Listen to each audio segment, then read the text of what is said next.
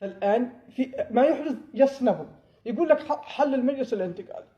طيب حل المجلس الانتقالي، خرج الشعب بالمليون وقال أنا مع المجلس الانتقالي. طيب تمام، اليوم يخرجون يغلقون لك مقر الجمعية الوطنية اللي هي برلمان الشعب. ما هي ردة الفعل حق الشعب هذا؟ هم كذا. الردة يجب تكون قوية، الردة يجب تكون اتركوكم من كلمة الحكمة والعدل. والله هؤلاء ناس لا يحترمون إلا من يقول لا.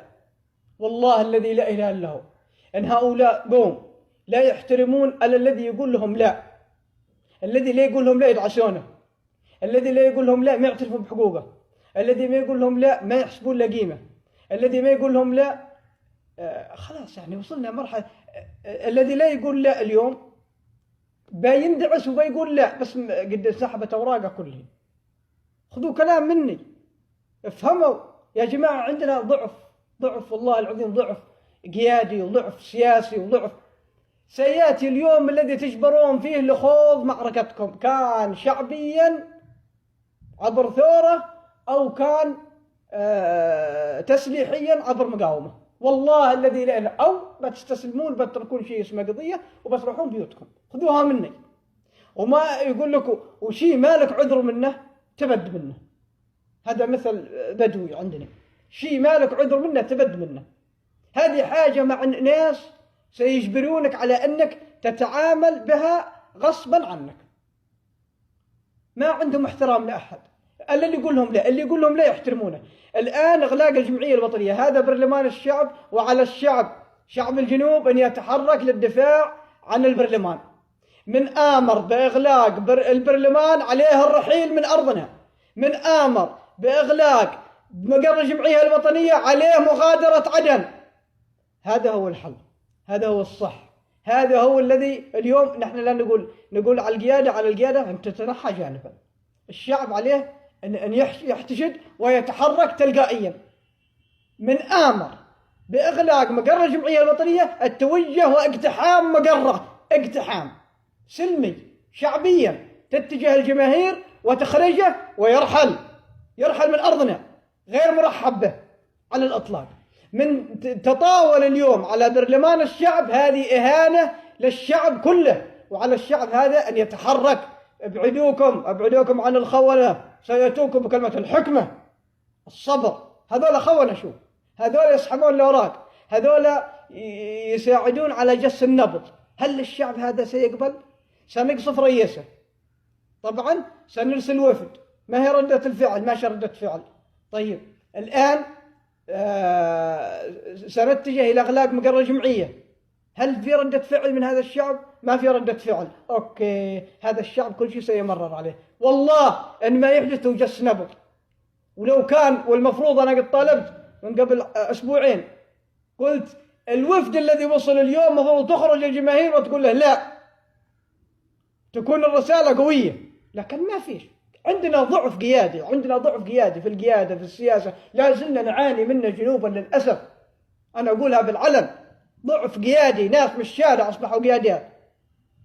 يا أخي ما تحرك، يا أخي حرك الشارع، أنت بعد وادعو للتهدئة. الشارع يتحرك، الشعب هذا عليه أن يصحى، الشعب هذا عليه أن يصحى.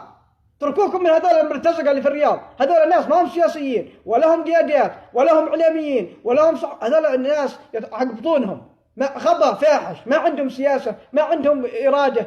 والله الذي لا إله إلا هو الذي يصمت اليوم على إغلاق مقر الجمعية الوطنية اللي هي برلمان الشعب وإهانة الشعب بهذه الطريقة، والله لن يعطيكم 1% من حقوقكم. هذول الناس قولوا لهم لا، قولوا لا تقولون ضعف وقوة، قولوا لا، اتركوكم من كلمة. فنحافظ على تحافظ عليش يا أخي؟ اليوم يسحبون منك كل شيء، قال لي بحافظ. تحافظ عليش؟ أنت أمامك خيارين اعتمد عليها، الكفاح المسلح أو الثورة الشعبية بس، وبيجي حقك ونص الباطل. هذا اليوم. أما بكرة ما عاد ما تقدر لا بذي ولا بذي اليوم. لكن اليوم يحركوا لك الخونة يعطونهم الكلام. يا أخي انتظروا، بنحافظ على بعض. هذا من الحكمة والرزانة. والله ما ضيع الجنوب إلا الحكمة والرزانة. خلوكم شو العود يسوى، لا حكمة ولا رزانة. اعترفوا بها كلهم اعترفوا، يدفعون له فلوس شهريا من وادي حضرموت نفط يرسلون له يقتلكم به في الضالع وفي يافع. انكم تفهمون احنا نعاني من ضعف قيادي في الجنوب، نعاني من ضعف سياسي، نعاني من ناس اغبياء متصدرين المشهد اعلاميا وقياديا وسياسيا. والله احنا نعاني من هذا. الشماليين عندهم الحنكه متصدرين المشهد، عندهم مراوغين، عندهم متمردين متصدرين المشهد. احنا نعاني، وللاسف اذا بيجي سياسي قالوا كذا نحوه. الان اللي في الرياض هذول ملفلفين لك من كل مكان، كلهم جنوبيين، غبا فاحش، لا يقولون اهانه، لا عندهم كرامه، لا عندهم شرف، لا عندهم حكمه، لا عندهم رزانه. لا، هذول ناس بلا شرف اللي في الرياض كلهم. كان صحفي، كان اعلامي، كان سياسي، ما عنده شرف. والله ما عندهم شرف هذول، ولا عندهم سياسه، ولا هم عارفين ايش العيب، ولا حتى المسؤول اللي يقابلونه يوم يقابلهم مرحبا انتم حلفانا، يوم ينظرون يقول هذا ما يفهمون، هذول ما عندهم دم، هذول ما عندهم كرامه. عاد اشلاء جنودهم نثرت في وادي حضرموت وجايين، لا اعتذرنا لهم ولا قدمنا لهم ولا حتى عوضنا شهدائهم ولا اسرهم.